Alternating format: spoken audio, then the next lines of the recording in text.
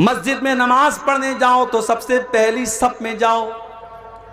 कोशिश करो कि पहली तकबीर में तुम शामिल हो जाया करो, इसलिए कि अल्लाह के नबी फरमाते हैं लौ यालमुन्नासु मा फिल निदाई वस्सफ़िल अव्वली, अगर लोगों को पता चल जाए कि पहली सफ का क्या मकाम है, अगर लोगों को पता चल जाए कि पहली तकबीर का क्या मकाम है, और उस सवाब को हासिल करने के लिए अगर घसीट करके आना पड़े तो लोग घसीट करके आएंगे, मगर पहली सफ में शामिल होंगे। हम क्या करते हैं, हम पीछे वाली लाइन में खड़े होते हैं, नमाज में हम सबसे पीछे होते हैं। मदरसे में चंदा देने की बात आती है, दान देने की बात आती है, हम सोचते हैं सबसे आखिर में हम चंदा दें। पहले देखे प्रधान जी कितना देते हैं, पहले देखे गांव के हाजी साहब कितना देते हैं, गांव के रईस लोग कितना देते हैं, उसके बाद हम देंगे। नहीं मेरे भाई, नेकी के काम में आप पीछे मत रहिए, नेकी के काम में आगे रहिए। हजरत अबू बकर सिद्दीक को देखो, अल्लाह के नबी अपने साहबा के साथ बैठे हुए हैं। आप कहते हैं कि क्या तुम में से कोई ऐसा है जो आज रोजा रख करके आया है? अबू बकर सिद्दीक कहते हैं कि हाँ अल्लाह के नबी, मैं रोजा रख करके आया हूं। आप पूछते हैं क्या कोई ऐसा है जिसने आज किसी गरीब को खाना खिलाया है? अबू बकर सिद्दीक कहते हैं हाँ अल्लाह के नबी, मैंने एक गरीब को खाना भी खिलाया है। आप पूछते हैं कि क्या कोई ऐसा भी है जिसने किसी मरीज की अयादत की है? हाँ अल्लाह के नबी, मैंने एक मरीज की अयादत भी की है। आप पूछते हैं क्या कोई ऐसा भी है जो किसी मुसलमान के जनाजे में शामिल हुआ है? हाँ अल्लाह के नबी, मैं एक मुसलमान के जनाजे में भी शामिल हुआ हूँ। आपने फरमाया मजतमाना फी इम्रिइन इल्ला दखलल जन्ना, ये सारी की सारी नेकियां अगर एक इंसान एक दिन में 24 घंटे में कर लेता है तो वो जरूर जन्नत में जाएगा, जन्नत में जरूर जाएगा। ये अबू बकर सिद्दीक, नेकी के मामले में पहले नंबर पर हजरत अबू बकर सिद्दीक का नाम आता है। मेरे भाइयों, हमें और आपको भी नेकी के मामले में आगे रहना चाहिए। आज कितने लोग हैं जुमा की नमाज में, अगर 1 बजे जुमा की नमाज होने वाली है तो 12:55 पर उनकी शक्ल नजर आती है मस्जिद में। अल्लाह के नबी फरमाते हैं कि जुमा के दिन जो सबसे पहले आता है उसे अल्लाह की राह में ऊंट सदका करने का सवाब मिलता है, जो बाद में आता है उसको गाय सदका करने का सवाब मिलता है, जो उसके बाद आता है उसको दुम्बा, जो उसके बाद आता है उसको मुर्गी, जो उसके बाद आता है उसको अंडा अल्लाह की राह में सदका देने का सवाब मिलता है।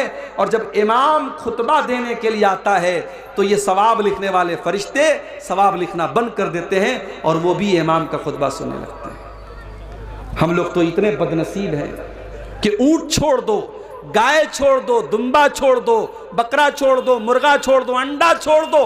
कितने बदनसीब ऐसे लोग हैं कि जुमा के दिन वो तब आते हैं जब इमाम का खुतबा स्टार्ट हो जाता है, बल्कि जमात शुरू होने के 5 मिनट पहले वो मस्जिद में आते हैं। ऐसा नहीं होना चाहिए मेरे भाई। इस्लाम आपको नेकी के मामले में आगे आगे रहने का हुक्म देता है। गज़वे तबूक का मौका याद कीजिए। हजरत उमर फारूक रजी अल्लाह ताला अन्हु फरमाते हैं कि मेरे दिल में ख्याल आया कि आज नेकी के मामले में, आज अल्लाह के दीन के मामले में मैं अबू बकर से आगे निकल करके दिखाऊंगा। वो अपने घर आते हैं, अपने घर का सारा सामान इकट्ठा करते हैं और सारे सामान को 2 भाग में वो बांट देते हैं और एक भाग अपने घर में छोड़ देते हैं और एक हिस्सा अल्लाह के नबी के पास लेकर के आते हैं। अय अल्लाह के नबी, आज इस्लाम को मेरे माल की जरूरत है, देखिए मैं अपने घर का माल लेकर के आया हूँ। नबी अकरम पूछते हैं कि अय उमर, घर वालों के लिए कुछ छोड़ के आए हो कि नहीं आए हो? अय अल्लाह के नबी, आप परेशान ना हो, मैं आधा लेकर के आया हूँ, आधा छोड़ करके आया हूँ। उमर फारूक बहुत खुश हैं कि आज मैंने वो कारनामा अंजाम दे दिया जो अबू बकर सिद्दीक भी अंजाम नहीं दे सकते। थोड़ी देर के बाद हजरत अबू बकर सिद्दीक भी आते हैं, वो भी अपने घर का सामान लेकर के आए हैं, अपने घर का माल लेकर के आए हैं, अपने घर की चीजें लेकर के आए हैं। उन्होंने ला करके जब अल्लाह के नबी के सामने रख दिया, आपने पूछा अय अबू बकर, तुमने अपने घर वालों के लिए क्या छोड़ा है? हजरत अबू बकर सिद्दीक कहते हैं अब क़ैतु लहुमुल्लाह व रसूलहू, अय अल्लाह के नबी, मैंने अपने घर वालों के लिए अल्लाह को छोड़ा है, उसके रसूल को छोड़ा है। अय अल्लाह के नबी, मैं तो सब कुछ लेकर के आया हूँ, आज इस्लाम को मेरे माल की जरूरत है, मैं अपने घर वालों के लिए कुछ छोड़ के नहीं आया, मैं अल्लाह को छोड़ के आया हूँ, रसूल को छोड़ के आया हूँ। उमर फारूक की आंखों में आंसू आ गए। उन्होंने कहा मुझे यकीन हो गया कि मैं नेकी के मामले में अबू बकर का मुकाबला नहीं कर सकता। नेकी के मामले में सबकत करो मेरे प्यारे साथी। इसीलिए अल्लाह ताला कुरान के 17वें पारे में अपने नबियों का जिक्र करने के बाद कहता है, अपने नबियों का नाम लेने के बाद कहता है, इन्नहुम कानू युसारिऊना फिल खैरात। ये मेरे जितने नबी थे, ये मेरे जितने रसूल थे, वो नेकियों के मामले में आगे आगे रहते थे, वो नेकियों के मामले में पीछे पीछे नहीं रहते थे। मेरी प्यारी माओ बहनों, नबी अकरम के दौर की औरतों को आप देखिए। उस जमाने में लाउड स्पीकर का इंतजाम नहीं था। अल्लाह के नबी तकरीर करते थे, आमतौर से मर्दों के बीच में तकरीर करते थे, औरतों के दरमियान आपका बयान नहीं होता था। एक मर्तबा कुछ औरतें आई, अय अल्लाह के नबी, मर्द लोग आपकी बातों को सुनते हैं, हम औरतों को तो आपकी बात सुनने को नहीं मिलती है। अय अल्लाह के नबी, आप हफ्ते में एक दिन हमको भी दीजिए ताकि हम भी दीन की बातें आपसे सुना करें। नबी अकरम ने देखा कि इन औरतों के अंदर दीन को सीखने की तड़प मौजूद है। आपने अलग से हफ्ते का एक दिन औरतों के लिए तय कर दिया। हमारे यहाँ जलसे में आपने औरतों का इंतजाम किया है, लेकिन मस्जिद में जुमा में होता है इंतजाम आपके यहाँ? नहीं है। तरावी है, तरावी छोड़ दीजिए, तरावी तो साल में एक बार होती है ना। जुमा में क्यों नहीं है? बंगाल में भी मैं गया, बंगाल में लोगों ने बताया मौलवी साहब हमारे यहाँ ज्यादातर मस्जिदों में औरतों का इंतजाम जुमा में नहीं होता है। यहाँ तो होता ही नहीं। अफसोस है मेरे भाई, 100 का 100 नहीं। आप अहले हदीस हैं ना, माशाअल्लाह। शेरशाबादी बिरादरी ही के लोग होंगे यहाँ पे? जी जी जी, हम लोग शेरशाबादी हैं। शेरशाबादी बिरादरी पूरी की पूरी अहले हदीस मानी जाती है। क्या अहले हदीस आप हैं? आपके यहाँ की औरतों को दीन कौन सिखाएगा? मौलवी साहब हफ्ते में एक दिन तकरीर करते हैं, आधा घंटा दीन की बात बताते हैं, आप हजरात सुन के चले आते हैं। घर की औरतों को कौन बताएगा? आज हमारे घर की औरतों को बिगाड़ने वाली हजारों चीजें हैं। फेसबुक है, सोशल मीडिया है, इंटरनेट है, तमाम दुनिया भर की चीजें हैं। उनको दीन सिखाने के लिए साल का एक जलसा काफी नहीं है, और जलसे में भी बेचारी आती है, तकरीर कम सुनती है, शॉपिंग ज्यादा करती है। बच्चों को लेके घूम रही है, टहल रही है, कोई उधर भाग रही है, कोई उधर भाग रही है। आप जुमा की नमाज में औरतों के लिए इंतजाम कीजिए मेरे भाई, इंतजाम कीजिए आप। नबी अकरम के दौर की औरतें आकर के डिमांड करती हैं, अय अल्लाह के नबी आप हमारे लिए इंतजाम कीजिए, हमें दीन की बातें सुनाइए। और अगर आपने ऐसा इंतजाम नहीं किया, हालात बहुत बुरे हैं मेरे भाई। आज मुसलमान लड़कियां गैरों के साथ भाग रही हैं, फरार हो रही हैं, मुर्तद हो रही हैं, इस्लाम को छोड़ रही हैं, और हमारा आप सिर्फ तमाशा देख रहे हैं। अपनी औलाद को संभालिए, अपने बच्चों को संभालिए, अपनी औलाद को दीन की तालीम दीजिए, वरना पछताना पड़ेगा। अपने बच्चे और बच्चियों को जिस तरीके से आप स्कूल की और कॉलेज की तालीम देते हैं, उसी तरीके से दीन की तालीम दीजिए। उन्हें इस्लाम के बारे में बताइए, उन्हें तौहीद के बारे में बताइए, वरना आगे चल करके 10-15 साल के बाद जो हालात होंगे, हर घर और हर खानदान में इस तरीके के केस होंगे, फिर आपके पास हालात को कंट्रोल करने का कोई रास्ता नहीं होगा। नेकी के मामले में आगे बढ़िए, पीछे मत रहिए। हजरत अमर बिन जमूह रज़ी अल्लाह ताला अन्हु बूढ़े साहबी हैं, अल्लाह की राह में जिहाद करने की वजह से उनकी दोनों टांगे खराब हो चुकी हैं। उम्र भी 70 साल के पार हो चुकी है। जब एक जंग का मौका आता है, अल्लाह के नबी के पास उनके 4 बेटे हैं। उनके चारों बेटों ने अपना नाम लिखवाया। हजरत अमर बिन जमूह ने कहा कि अल्लाह के नबी मेरा भी नाम लिख लीजिए। बेटों ने कहा बाजान आपने सारी जिंदगी इस्लाम की खिदमत की है, आपकी दोनों टांगे इसी में खराब हो चुकी हैं। अय अब्बाजान हम आपकी तरफ से जा ही रहे हैं, आपके 4 बेटे अल्लाह की राह में जा रहे हैं। अय अब्बाजान आप घर में आराम कीजिए, आपकी जरूरत नहीं है। बाप ने कहा नहीं, ठीक है मैं लंगड़ा हो चुका हूं, ठीक है मेरी टांगे काम नहीं कर रही हैं, मगर मेरे बाजुओं में आज भी ताकत है, मैं दुश्मनों के छक्के छुड़ा सकता हूँ। मैं अल्लाह की राह में जिहाद करना चाहता हूँ। तुम कौन होते हो मुझे रोकने वाले? बाप इसरार कर रहा है, बेटे मना कर रहे हैं।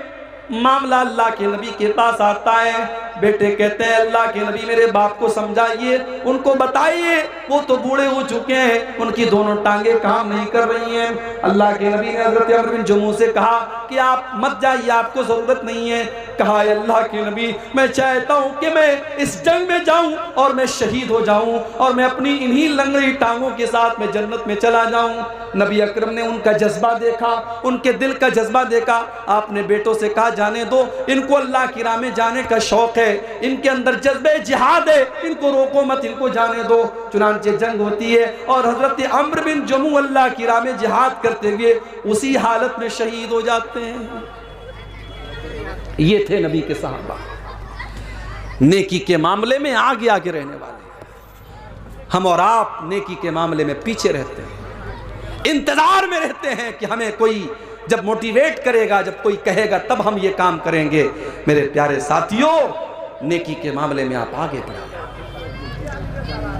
नबी अकरम के सहाबा को आप देखिए, अब्दुल्ला बिन मसूद रज़ी अल्लाह ताला अन्हु बहुत बेहतरीन कुरान पढ़ा करते थे। इतना अच्छा कुरान पढ़ते थे कि एक मर्तबा अल्लाह के नबी रास्ते से जा रहे थे। अब्दुल्ला बिन मसूद के कुरान की तिलावत की आवाज आपके कानों में पड़ी। आपने फरमाया जिसको कुरान बिल्कुल ताजा ताजा सुनना हो वो अब्दुल्ला बिन मसूद के मुंह से कुरान सुन ले। आज है आपके दरमियान ऐसे कुरान पढ़ने वाले हैं?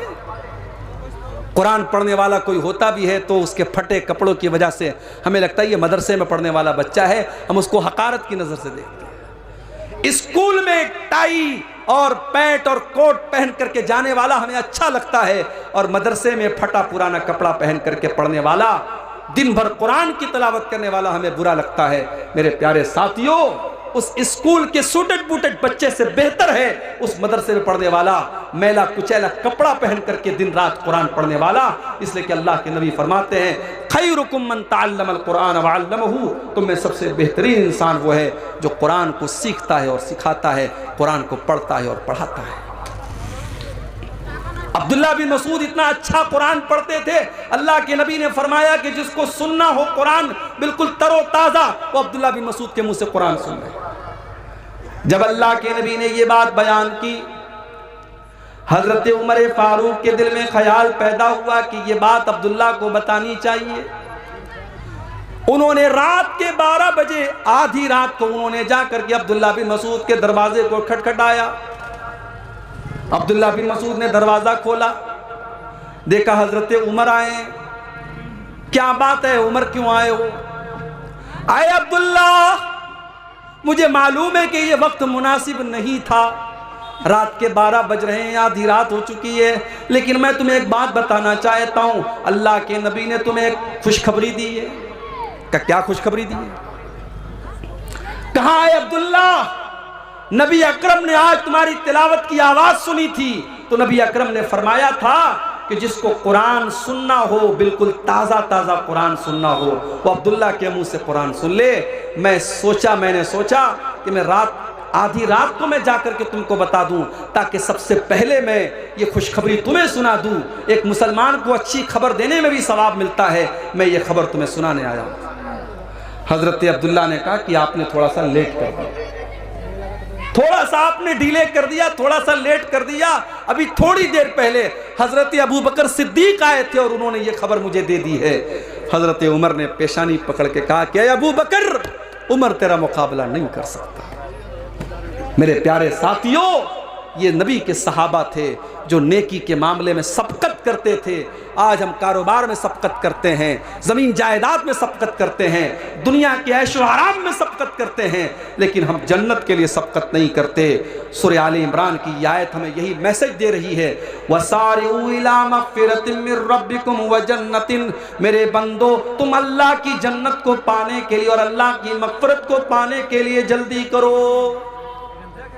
मेरे प्यारे नौजवान साथियों, जब हम आपसे नमाज के बारे में कहते हैं, आप कहते हैं मौलवी साहब अभी तो जवानी के अय्याम है, अभी तो मौज मस्ती के दिन है। जब 40 साल के हो जाएंगे, 50 साल के हो जाएंगे, हम नमाज भी पढ़ने लगेंगे, हम दाढ़ी भी रख लेंगे, हम हाजी भी हो जाएंगे। कौन गारंटी लेगा, कौन गारंटी लेगा कि आप 50 साल तक जिंदा रहेंगे, 60 साल तक जिंदा रहेंगे? एक एक्सीडेंट आपकी जिंदगी बदल सकता है, एक हादसा आपको खत्म कर सकता है, एक बीमारी आपको बर्बाद कर सकती है। मेरे प्यारे नौजवान साथियों, वमा तदरी नफ्सुम माज़ा तक्सिबु गदा, कोई नहीं जानता कि कल उसके साथ क्या होने वाला है। इसलिए कल न कर, कल का कोई भरोसा नहीं, कल तो कल एक पल का भरोसा नहीं। फिक्र उक़बा की कर आज ही बेखबर, फिक्र उक़बा की कर आज ही बेखबर, कल न कर, कल का कोई भरोसा नहीं, कल तो कल एक पल का भरोसा नहीं। कर इबादत खुदा की जवानी में तू, कर इबादत खुदा की जवानी में तू, कल बुढ़ापा तेरे सर पे आ जाएगा, कल बुढ़ापा तेरे सर पे आ जाएगा। कुव्वते दस्तो पा खत्म हो जाएगी, कुव्वते दस तो पा खत्म हो जाएगी, फिर इबादत का कोई भरोसा नहीं। कल का कोई भरोसा नहीं है मेरे नौजवान साथियों। नेकी के मामले में सबकत करो, मिसाल दे दुनिया कि हाँ ये लड़का नेकी के मामले में आगे रहता है। मस्जिद में नमाज पढ़ने जाओ तो पहली सफ में रहो, इबादत के मामले में सबकत करो। किसी को धोखा देना कैसा है? बहुत अच्छा काम है, दिया करो भाई धोखा। अब ये सब पूछने की बात है। जो इमाम साहब अक्सर झूठ बोले, वालिदैन की नाफरमानी करे और कभी कभार चोरी करे, उसकी इमामत में नमाज पढ़ना कैसा है? लग रहा है इमाम साहब से दुश्मनी हो रही है। ये लग रहा है बिल्कुल कैमरा लगा के बैठा इमाम साहब कितना झूठ बोल रहा है, कितनी नाफरमानी कर रहा है, कितना चोरी कर रहा है। देखिए, इमाम जो होता है, इमाम ऐसे इंसान को बनाना चाहिए जो कुरान अच्छा पढ़ता हो, आलिम हो और दीनदार भी हो। ऐसा कभी कभी होता है कि एक इंसान आलिम है लेकिन दीनदार नहीं है, तो नमाज की इमामत एक ऊंचा मकाम है, ये हर इंसान को नहीं देना चाहिए। तो ऐसे इंसान को इमाम नहीं बनाना चाहिए। अगर ऐसा इंसान इमाम है, नमाज हो जाएगी आपकी नमाज पर कोई फ़र्क नहीं पड़ेगा, मगर ऐसे इंसान को इमाम नहीं बनाना चाहिए जो खुल्लम खुल्ला ये सब काम अगर कर रहा है, झूठ बोल रहा है, वालिदैन की नाफरमानी कर रहा है, चोरी कर रहा है, ऐसे इंसान को इमामत नहीं देना चाहिए। उम्र दराज आदमी का अगर बार बार पेशाब आ जाए और कपड़ा नापाक हो जाए, इलाज व मुआलजा से भी मायूस हो चुका हो, तो ऐसे इंसान को नमाज पूरा करने के लिए क्या तरीक़ा अपनाना चाहिए? बस सीधी सी बात है, फत्तकुल्लाह मस्ततातुम, अल्लाह से जितना डर सकते हो डरो। जिस इंसान को ये प्रॉब्लम है कि उसका पेशाब रुकता ही नहीं है, कतरा कतरा बहता रहता है, तो अब जाहिर है वो मजबूर है। अगर वो इलाज करा चुका है और इलाज से भी कोई फ़ायदा नहीं हो रहा है, तो ऐसा इंसान नमाज उसी हालत में पढ़ेगा। लेकिन हाँ, हर नमाज के टाइम वो नया वज़ू करेगा। ज़ोहर में मान लो उसने वज़ू किया, बीच में उसको हवा खारिज नहीं हुई, पाखाना करने के लिए वो नहीं गया, लेकिन तब भी असर का टाइम आएगा वो फिर से वज़ू करेगा। इसलिए कि ये बीमारी जिसको है उसके लिए हुक्म है कि वो हर नमाज के टाइम अलग से वज़ू करेगा। इसी तरीके से बाज़ लोगों को हवा खारिज होने की बीमारी होती है, उनको हर मिनट पर हवा खारिज होती है, वो हर तरीके का इलाज करा चुके हैं लेकिन उनका मसला हल नहीं होता है। तो उनके बारे में भी सही मसला यही है कि वो उसी हाल में नमाज़ पढ़ेंगे, वज़ू करेंगे और नमाज़ पढ़ेंगे। ठीक है। जामा मस्जिद में जगह की किल्लत है, मस्जिद के इर्द गिर्द भी जगह खाली नहीं है, इसलिए मस्जिद को दूसरी जगह मुंतकिल करना चाहते हैं। ऐसी सूरत में मस्जिद की पुरानी ज़मीन को फ़रोख्त कर सकते हैं या नहीं, जबकि मुंतकिल शुदा मस्जिद की ज़मीन सिर्फ 250 फीट की दूरी पर है। अब देखिए, ये मसला थोड़ा सा पेचीदा है, इसके बारे में तहकीक करनी पड़ेगी कि अब ये जो सिचुएशन है, जैसे कभी कभी ऐसा होता है कि मस्जिद की जो जगह है वहाँ पे हाईवे निकल रहा है, जी जी जी, तो हाईवे जब निकलता है या इस तरीके की कोई मजबूरी आती है तो जाहिर है मस्जिद को ट्रांसफ़र करते हैं। तो वो सूरत यहाँ पर भी ऐसा लग रहा है कि अपनाई जा सकती है। जब जगह कम भी है तो ऐसा कर सकते हैं, लेकिन फिर भी इसके बारे में थोड़ी सी तहकीक करने के बाद ही जवाब दिया जा सकता है। इमाम का इंतखाब अवामुन्नास के ज़रिए होगा या आलिमों के ज़रिए होगा? देखिए, अवाम के इंतखाब के लिए कोई शरीयत की शर्त नहीं है। अल्लाह के नबी ने कुछ क्राइटेरिया बता दिया है कि इमाम ऐसा इंसान होना चाहिए जो कुरान को ज़्यादा पढ़ने वाला हो, सुन्नत का जानकार हो, नमाज का तरीका जानने वाला हो। अगर उस क्राइटेरिया पर कोई मोहल्ले में कोई इंसान खरा उतर रहा है, उसको अवाम भी इमाम बना सकती है। कोई ज़रूरी नहीं कि उलमा की एक कमेटी हो वही इमाम बनाए, ऐसा कोई ज़रूरी नहीं है। तो मेरे नौजवानों, ये जो मसला है दीन के अंदर आगे आगे रहने का, इसको हम अपने अंदर पैदा करें। हम बैक बेंचर ना बने। स्कूल में होता है ना, स्कूल में क्लास में पीछे बैठने वाला जो होता है उसको बैक बेंचर बोलते हैं। तो जो बिल्कुल फिसड्डी होता है, जो इम्तिहान में फेल होता है, उसको हम बोलते हैं बैक बेंचर। दीन के मामले में आप बैक बेंचर मत बने, दीन के मामले में आप आगे रहने वाले बने, पहली सफ में रहने वाले बने। यही हम आपसे उम्मीद करते हैं। अल्लाह से दुआ है रब्बुल आलमीन हम सबको नेकियों के मामले में सबकत करने की तौफीक अता फरमाए। रब्बुल आलमीन हमारे गुनाहों को माफ़ फरमाए, नेकियों में आगे आगे रहने की तौफीक दे। आमीन व आखिर दावाना अल्हम्दुलिल्लाहि रब्बिल आलमीन। आपके नाम से